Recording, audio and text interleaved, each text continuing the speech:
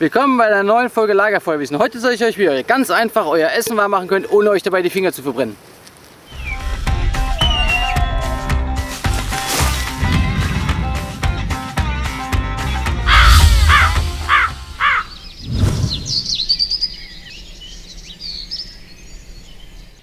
So, alles was ihr dazu braucht, ist einfach nur einen geeigneten langen, frischen, grünen Ast.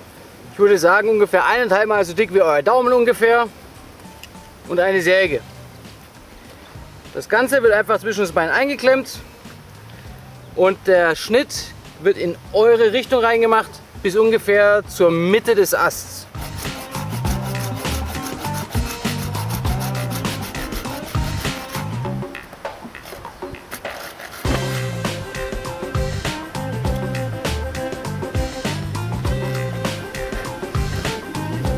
So, bisschen schräg, wie gesagt, zu euch hin.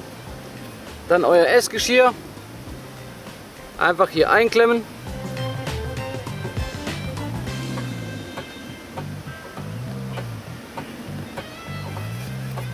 Und dann lasst die Physik für euch arbeiten. Wie ihr seht, selbst bei starkem Gewicht ist es überhaupt kein Problem. Im Gegenteil, desto schwerer das ist, desto mehr verkeilt sich das und desto besser hebt das. Einfach zum Test ein paar Bohnen.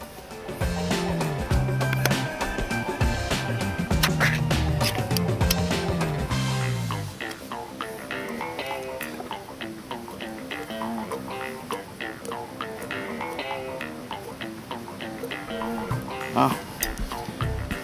Bisschen Terence Hill Style. So, wie ihr seht, wenn ihr noch einen zweiten langen Stock habt, könnt ihr den auch aus der Entfernung schön umrühren. Das Ganze ist wunderbar. So ein langer Stab hat natürlich noch ganz andere Vorteile.